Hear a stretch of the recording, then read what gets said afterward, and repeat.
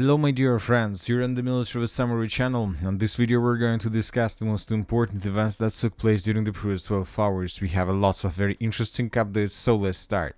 Of course, the most important update is that most likely today we're going to see the worst Monday ever in the US economy. We see that the markets are going down, but let's wait for additional details because most likely the most interesting things are ahead of us.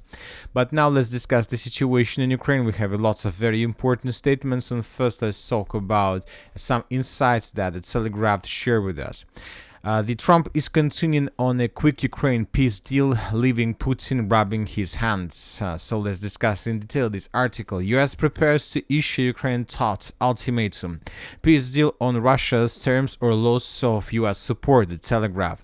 Trump views Ukraine as subsidiary dependent on American policy and funding. He is continuing on a quick peace agreement with Ukraine, leaving Putin rubbing his hands. Ukraine will face an ultimatum: either sign a Trump brokered peace deal dictated by Russia or lose American intelligence and support forever, the author writes. If the Kremlin and the White House are determined to divide Ukraine between themselves, who can stop them? The journalist asks. He compares Ukraine to South Vietnam, which fell 2 years after the US signed a peace treaty and withdrew its troops. So this is the situation, and we see that the situation for Ukraine is getting worse and worse, but obviously everybody is waiting for the 5th of May.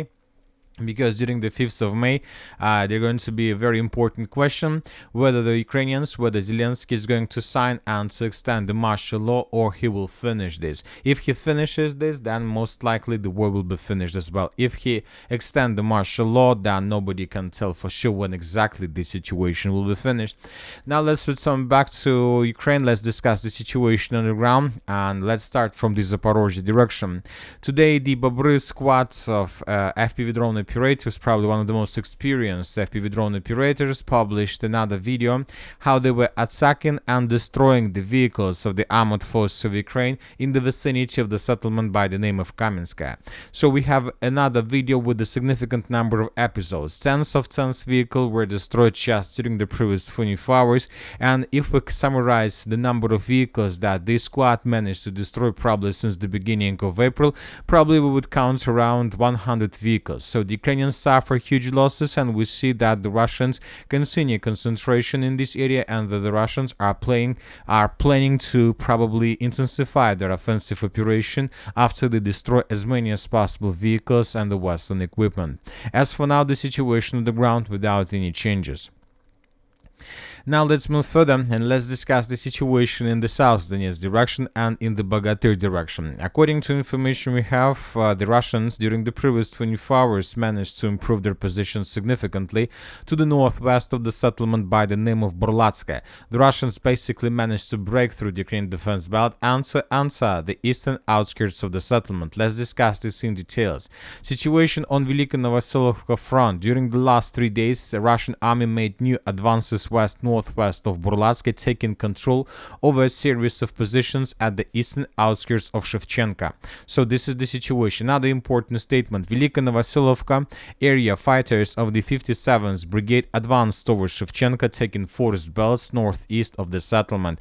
Another important statement is that with the latest advance, Russian army reached the lithium deposit at the eastern outskirts of Shevchenka. So the Ukrainians are about to lose the strategical village in this direction, because if Ukrainians lose Shevchenka, most likely the Ukrainians will be forced to fall back from the settlements like Vilna Pole through the fields in the direction of the village by the name of Karmushivacha. Furthermore, the Ukrainians would be forced to fall back from Novoselivka in the western directions towards Zelene Pole. Because Shevchenka, through the village of Shevchenka, we can see one of the most important supply arteria that Ukrainians use to support their forces in both these two villages, Vilna Pole and Novoselivka. So we see that another line, another defense of the armored forces of Ukraine is collapsing, and obviously during the next several days we're going to continue receiving updates from this territory. Now let's discuss the situation in another village on the same direction, the village of Komar, the most important logistic hub for the Ukrainians that are currently trying to hold their positions in the area of Vuhledar and Lysivka. Today the Russian sources published this video where we can see how they were bombing and attacking the positions of the armored forces of Ukraine with artillery and with multiple launch rocket systems. And this artillery and the concentration of Russian fire and the area of Russian fire tell us that most likely the Russians are about to begin another breakthrough operation with the purpose to answer the village of Komar from the southeast. So let's wait for additional updates, but all these updates tell us that most likely the Russians during the next probably several days will try to attack everything that is located inside of this red line. Now let's discuss the situation in the Vuhledar direction, and today we have a report from pro-Ukrainian sources. They continue showing us very weird but interesting map. So this is the map published by pro-Ukrainian sources. They continue telling us that the village Chasiv is something like an island of resistance with the Russian forces inside of this island. We see that according to their map, the village is surrounded by the territories under complete control by the armored forces of Ukraine and the gray zone. So this is the map we can see from the Western sources. Very interesting map, but when talking about the Russian sources, they tell us completely different situation. The Russians are saying that they managed to establish complete control over the main and decisive and tactical elevations around the village of Vuhledar, and the Russians are about to begin another offensive operation with the purpose to answer the southeastern part of the settlement. So most likely during the next several days we're going to receive lots of very interesting updates.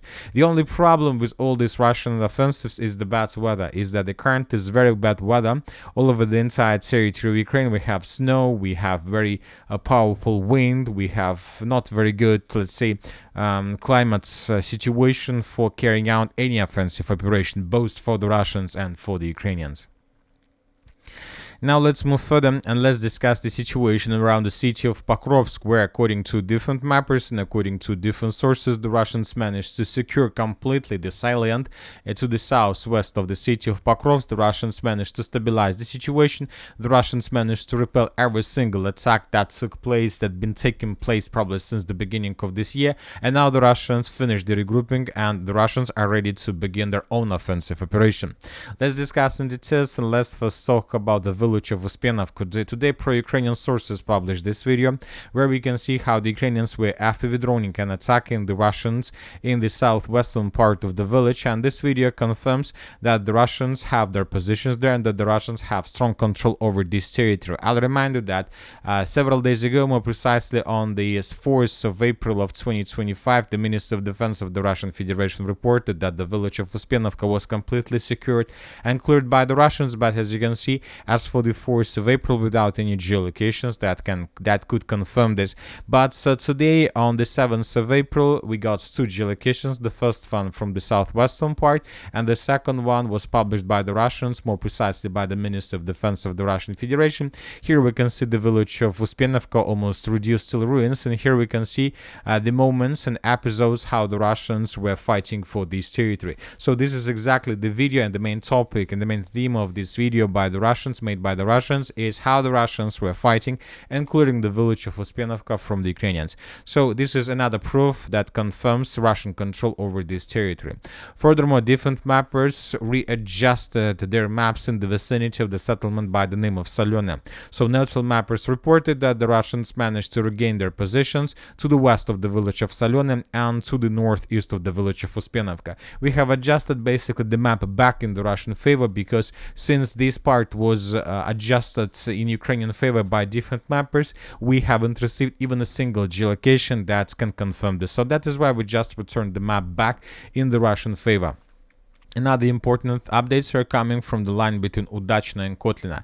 The same story today, different mappers reported that the Russians managed to restore control over the positions along the railways. So basically, several days ago there was a report that Ukrainians captured this territory without any proofs, and now we receive reports that the Russians managed to restore control over these territories also without any changes. But at the beginning, probably 2 or 3 weeks ago, this territory was at the beginning colored in the Russian favor, so we just basically restored the map in this area without any proofs, because we didn't have anything that could prove Ukraine control with this territory. So we see that the situation was completely stabilized. Furthermore, according to different sources, the Russians began offensive operation in the western part of the village of Udachne, and today, according to information we have, the Russians secured the most eastern part of the settlement, and currently the battle for the central part of Udachne has begun. The Russians at this moment control around 20-25% of the village, and they continue advancing.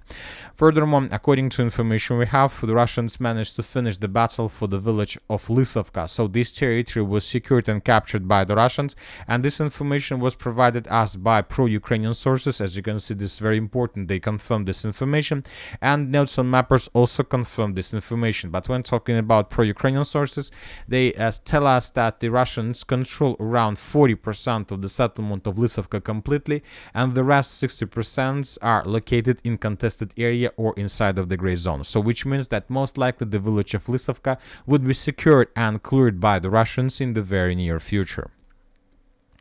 Now let's move further and let's discuss the situation in the Chasiv Yar direction, where the Russians continue tightening the news around the positions of the armored forces of Ukraine in the central part of the city of Chasiv Yar, where the units of the 24th Mechanized Brigade were encircled by the Russians completely. Today we got a small change on the ground to the west of the central part. We're talking about this area, and we see that somewhere on the 4th of April of 2025 the Russians began their offensive operation, trying to attack the central part of the city of Chasiv Yar from the west, and during the previous 2 days the Russians improved their positions. For example, this is the situation by the end of the 6th of April of 2025. The Russians, as a result of offensive, managed to secure and to establish complete control over the western part of the settlement, and later the next day we got additional map update that was provided us by neutral mappers. The situation in Chasiv Yar: the Russian army made new advances south of Zahidny district, close to the locomotive depot. So the Russians are advancing, and most likely they will continue their offensive operation. And as for now, the main target, the main purpose of the Russians is to get as close as possible to the most central part and to tighten this corridor, because the Ukrainians still have possibilities for evacuation through this corridor. If the Russians are able to tighten the news around this corridor, then the Ukrainians in the central part of the city of Chasiv Yar would be caught in cauldron completely. And due to the current situation, we believe that this day, or during the upcoming night between the 7th and the 8th of April of 2025, the Ukrainians will, let's say, try to evacuate their soldiers with the purpose to escape the situation when they might be caught in cauldron by the Russians. So we believe 1-2 days and the central part of the city of Chasiv Yar would be taken by the Russians. Now let's move further and let's discuss the situation in the Lyman direction, where the Russians continue their offensive operation. We continue receiving updates from the village of Tarskoye, and today very reliable pro-Russian resources reported that the Russians, as a result of offensive operation, managed to enter once again in the northern part of the village of Tarskoye and to improve their positions. Yampolovka area, Russian fighters advanced south of the settlement towards south of the settlement of Yampol and towards the village of Tarskoye. So according to different sources, the Russians controlled by the beginning of the 7th of April something like this, which is obviously the significant progress, and which is obviously the beginning of complete collapse of Ukrainian positions in the village itself. So if the Russians continue, most likely the Ukrainians during the next 5 days would be forced to fall back from the village of Tarskoye to the village of Zaporizhzhia, and this is going to be already the beginning of the battle, of the third battle for Lyman. Furthermore, the Russians began artillery preparation in the village of Kolodzy. During the previous 24 hours, we got another video how the Russians were bombing and attacking the village of Kolodzy, how the Russians were destroying Ukrainian artillery positions, Ukrainian tank positions, so everything that was located on the Russian way towards the city of Lyman. So we see that the Russians are getting closer and closer, and we see that Ukrainians can't do anything with this.